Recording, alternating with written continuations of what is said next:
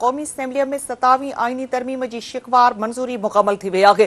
क़ौमी असैम्बलीअ में 27वीं आईनी तरमीम जूं 59 शिकूं 2 भाङे 3 जी अक्सरियत सां मंज़ूर कयूं वयूं। तरमीम जे हक़ में 234, मुखालफ़त में 4 वोट पिया। नए आईनी तरमीमी बिल में 8 शिकूं तब्दील कई वयूं। कानून वारे वज़ीर 8 मुख़्तलिफ़ शिकूं मुतारिफ़ करायूं। उहे तरमीमूं क़ौमी असैम्बलीअ मां मंज़ूरी बाद सेनेट में पेश कई वेंदियूं। कानून वारे वफ़ाक़ी वज़ीर आज़म नज़ीर तारड़ जो चवणु आहे त justice यहया Afridi chief justice of Pakistan रहंदो। हुन चयो त सदर ऑडिटर जनरल ऐं चीफ इलेक्शन कमिश्नर खे कसम भी चीफ जस्टिस ही खणाईंदो। आज़म नज़ीर तारड़ जो चवणु आहे त मौजूदा चीफ जस्टिस जी रिटायरमेंट बाद आईनी अदालत ऐं सुप्रीम कोर्ट जे चीफ जस्टिस मां सीनियर जज चीफ जस्टिस ऑफ पाकिस्तान थींदो। हुन चयो त आर्टिकल 6 में वफ़ाक़ी आईनी अदालत जो ज़िक्र कयो वियो आहे। अहम ख़बर खां अवां खे अपडेट कंदा पिया हलूं। क़ौमी असैम्बलीअ में 27वीं आईनी तरमीमी बिल जी शिकवार मंज़ूरी मुकमल थी वई आहे। क़ौमी असैम्बलीअ में 27वीं आईनी तरमीम जी शिकवार मंज़ूरी मुकमल थी वई आहे। क़ौमी असैम्बलीअ में 27वीं आईनी तरमीम जूं 59 शिकूं 2 भाङे 3 जी अक्सरियत सां मंज़ूर कई वयूं। तरमीम जे हक़ में 234, मुखालफ़त में 4 वोट पिया। नए आईनी तरमीमी बिल में 8 शिकूं तब्दील कई वयूं। कानून वारे वज़ीर 8 मुख़्तलिफ़ शिकूं मुतारिफ़ करायूं। उहे तरमीमूं क़ौमी असैम्बलीअ मां मंज़ूरीअ बाद सेनेट में पेश कई वेंदियूं। कानून वारे वफ़ाक़ी वज़ीर आज़म नज़ीर तारड़ जो चवणु आहे त justice यहया Afridi chief justice of Pakistan रहंदो। हुन चयो त सदर ऑडिटर जनरल ऐं चीफ इलेक्शन कमिश्नर खे कसम भी चीफ जस्टिस ही खणाईंदो। आज़म नज़ीर तारड़ जो चवणु आहे त मौजूदा चीफ जस्टिस जे रिटायरमेंट बाद आईनी अदालत सुप्रीम कोर्ट जे चीफ जस्टिस मां सीनियर जज चीफ जस्टिस ऑफ पाकिस्तान थींदो। हुन चयो त आर्टिकल 6 में वफ़ाक़ी आईनी अदालत जो ज़िक्र कयो वियो आहे। क़ौमी असैम्बलीअ में 27वीं आईनी तरमीम जी शिकवार मंज़ूरी मुकमल थी वई आहे। क़ौमी असैम्बलीअ में 27वीं आईनी तरमीम जूं 59 शिकूं 2 भाङे 3 जी अक्सरियत सां मंज़ूर कई वयूं। तरमीम जे हक़ में 234, मुखालफ़त में 4 वोट पिया।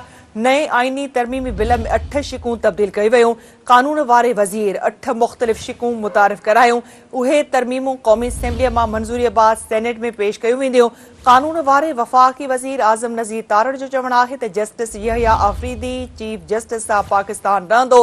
हुन चयो त सदर ऑडिटर जनरल ऐं चीफ इलेक्शन कमिश्नर खे कसम भी चीफ जस्टिस ही खणाईंदो। आज़म नज़ीर तारड़ जो चवणु आहे त मौजूदा चीफ जस्टिस जे रिटायरमेंट बाद आईनी अदालत ऐं सुप्रीम कोर्ट जे चीफ जस्टिस मां सीनियर जज चीफ जस्टिस ऑफ पाकिस्तान थींदो। हुन चयो त आर्टिकल 6 में वफ़ाक़ी आईनी अदालत जो ज़िक्र कयो वियो आहे। क़ौमी असैम्बलीअ में 27वीं आईनी तरमीम जी शिकवार मंज़ूरी मुकमल थी वई आहे। क़ौमी असैम्बलीअ में 27वीं आईनी तरमीम जी शिकवार मंज़ूरी मुकमल थी वई आहे। क़ौमी असैम्बलीअ में 27वीं आईनी तरमीम जूं 59 शिकूं 2 भाङे 3 जी अक्सरियत सां मंज़ूर कई वयूं। तरमीम जे हक़ में 234 ऐं मुखालफ़त में 4 वोट पिया। नए आईनी तरमीमी बिल में 8 शिकूं तब्दील कई वयूं। कानून वारे वज़ीर 8 मुख़्तलिफ़ शिकूं मुतारिफ़ करायूं। उहे तरमीमूं क़ौमी असैम्बलीअ मां मंज़ूरीअ बाद सेनेट में पेश कयूं वेंदियूं। कानून वारे वफ़ाक़ी वज़ीर आज़म नज़ीर तारड़ जो चवणु आहे त justice यहया Afridi chief justice of Pakistan रहंदो। क़ौमी असैम्बलीअ में 27वीं आईनी तरमीम जी शिकवार मंज़ूरी मुकमल थी वई आहे। क़ौमी असैम्बलीअ में 27वीं आईनी तरमीम जूं 59 शिकूं 2 भाङे 3 जी अक्सरियत सां मंज़ूर कई वयूं। तरमीम जे हक़ में 234 ऐं मुखालफ़त में 4 वोट पिया। वधीक अपडेट्स लाइ असां राब्तो कयो आहे इस्लामाबाद में सिंध टीवी न्यूज़ जे ब्यूरो चीफ नज़ीर चारण सां। जी नज़ीर, वधीक कहिड़ा अपडेट्स ॾींदो?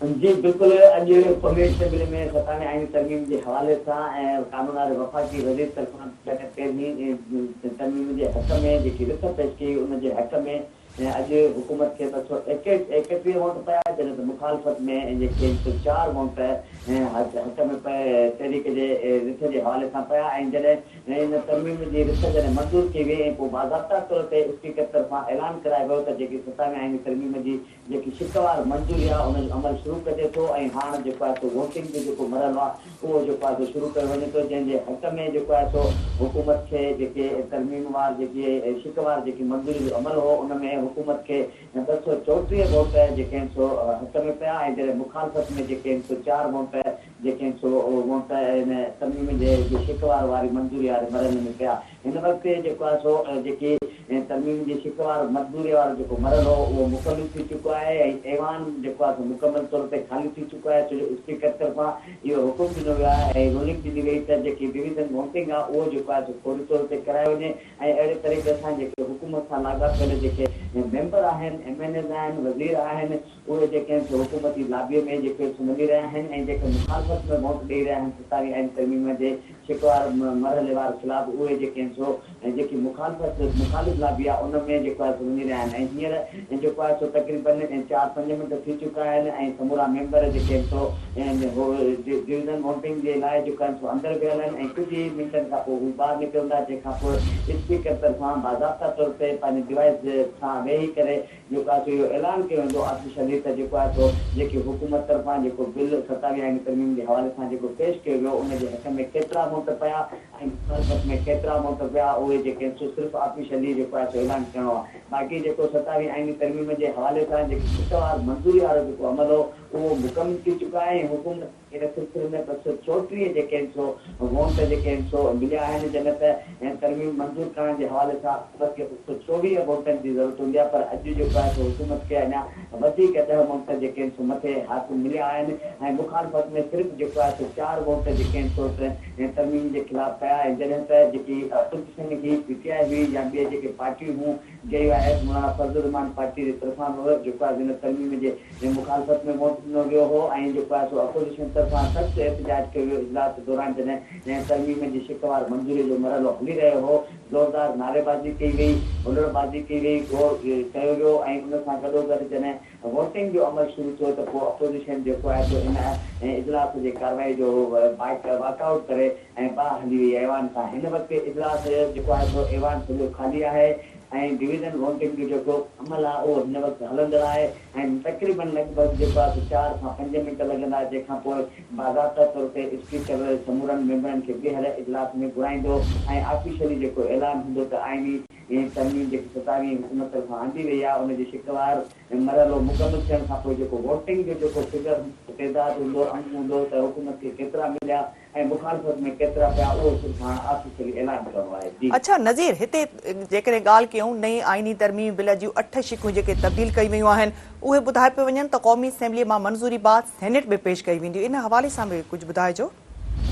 जी बिल्कुलु इन सिलसिले में सेनेट जो इजलास सुभाणे बि तलब कयो वियो आहे ऐं जेको आहे इन ॻाल्हि जो इम्कान ॾेखारे थो वञे त जेकॾहिं उहे जेके शिकूं तब्दील कयूं वियूं आहिनि उहे जेकॾहिं अॼु क़ौमी असेंबली मां त मंज़ूर थी वयूं आहिनि ऐं जेकॾहिं ज़रूरत पई त पोइ जेको आहे सेनेट मां बि सुभाणे जेको आहे मंज़ूर कराए सघिजे थो पर सेनेट जो जेको इजलास आहे उहो अॼु बि तलब कयो आहे पर अञा ताईं सेनेट जो बाज़ाब्ता तौर ते इजलास तलब न थियो आहे शुरू न थियो आहे पर अॼु बि जेको आहे इहो ऑर्डर जारी थियल आहे त सेनेट जो इजलास अॼु जेको आहे तलब कयो वञे पर सेनेट जेको हुकूमत सां लाॻापियल इरफान सिद्दीकी ऐं जॾहिं कंहिं ऐवान में जॾहिं को मेंबर को वोट थींदो आहे चाहे सेनेट हुजे या क़ौमी असेंबली हुजे त पोइ जेको आहे उनजी मग़फ़िरत दुआ घुरी करे इजलास मुलतवी कयो वेंदो आहे ऐं अॼु इन करे जेको आहे इम्कान ॾेखारे थो वञे त अॼु क़ौमी असेंबली मां मंज़ूर कराई ऐं सेनेट जो जेको अॼु इजलास तलब कयो आहे जेको अञा शुरू न थियो आहे उन में जेको आहे इरफान सिद्दीकी जे लाइ ऐं फातह जी दुआ घुरी ऐं सुभाणे जेको आहे इम्कान ॾेखारे थो वञे त जेके अॼु जेके मंज़ूर कयूं वियूं आहिनि क़ौमी असेंबली मां वधीक ऐं शिकूं उहे जेके सुभाणे सेनेट मां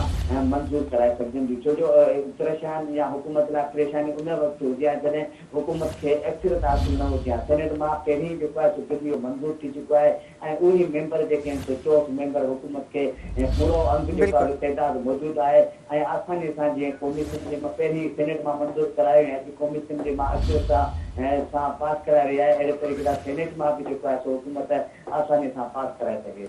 ठीकु आहे नज़ीर वॾी महिरबानी अव्हांजी। नाज़रीन अव्हांखे इंतहाई अहम ख़बर खां अपडेट कंदा पिया हलूं त क़ौमी असेंबलीअ में 27 आईनी तरमीम जी शिकवार मंज़ूरी मुकमल थी वई आहे।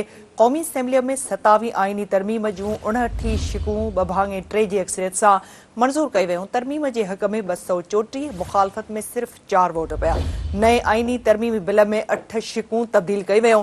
कानून वारे वज़ीर 8 मुख़्तलिफ़ शिकूं मुतारिफ़ करायूं। उहे तरमीमूं क़ौमी असेंबलीअ मां मंज़ूरी बाद सेनेट में पेश कई वेंदियूं। कानून वारे वफ़ाक़ी वज़ीर आज़म नज़ीर तारड़ जो चवणु आहे त justice Yahya Afridi chief justice of Pakistan रहंदो। हुन इहो बि चयो त सदर ऑडिटर जनरल ऐं चीफ इलेक्शन कमिश्नर खे कसम बि चीफ जस्टिस ई खणाईंदो। आज़म नज़ीर तारड़ जो चवणु आहे त मौजूदा चीफ जस्टिस जे रिटायरमेंट बाद आईनी अदालत ऐं सुप्रीम कोर्ट जे चीफ जस्टिस मां सीनियर जज चीफ जस्टिस ऑफ पाकिस्तान थींदो। हुन चयो त आर्टिकल 6 में वफ़ाक़ी आईनी अदालत जो ज़िक्र कयो वियो आहे।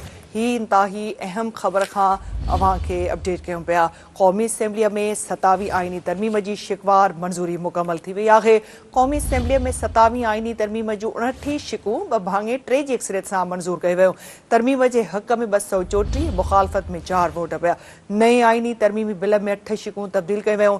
कानून वारे वज़ीर 8 मुख़्तलिफ़ शिकूं मुतारिफ़ करायूं। उहे तरमीमूं क़ौमी असेंबलीअ मां मंज़ूरीअ बाद सेनेट में पेश कयूं वेंदियूं। कानून वारे वज़ीर आज़म नज़ीर तारड़ जो चवणु आहे त justice यहया Afridi chief justice of Pakistan रहंदो। हुन चयो त सदर auditor general chief election commissioner खे कसम बि चीफ जस्टिस ई खणाईंदो। आज़म नज़ीर तारड़ जो चवणु आहे त मौजूदा चीफ जस्टिस जे रिटायरमेंट बाद आईनी अदालत ऐं सुप्रीम कोर्ट जे चीफ जस्टिस मां सीनियर जज चीफ जस्टिस ऑफ पाकिस्तान थींदो। हुन चयो त आर्टिकल 6 में वफ़ाक़ी आईनी अदालत जो ज़िक्र कयो वियो आहे। क़ौमी असेंबलीअ में 27वीं आईनी तरमीम जी शिकवार मंज़ूरी मुकमल थी वई आहे।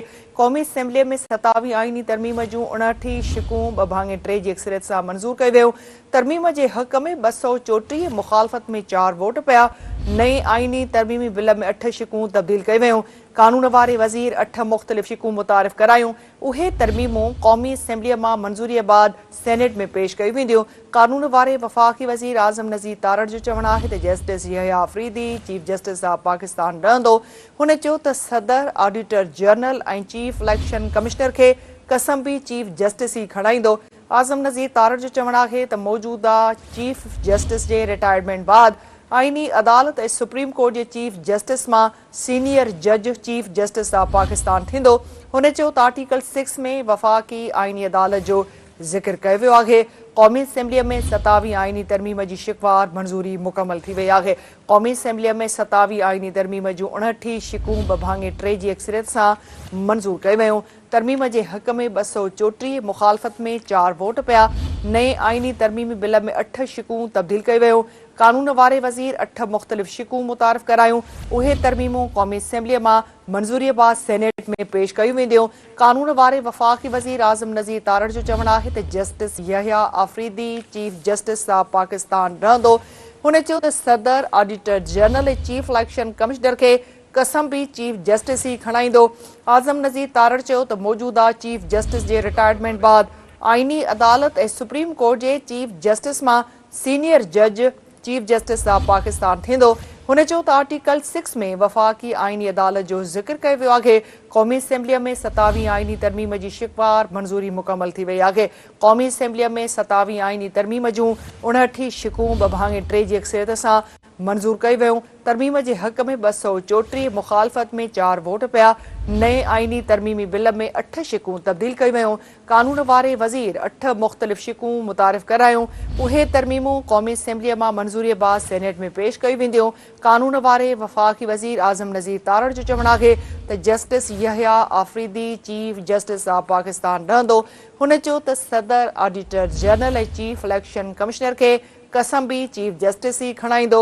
आज़म नज़ीर तारड़ जो चवणु आहे त मौजूदा चीफ जस्टिस जे रिटायरमेंट बाद आईनी अदालत ऐं सुप्रीम कोर्ट जे चीफ जस्टिस मां सीनियर जज चीफ जस्टिस ऑफ पाकिस्तान थींदो।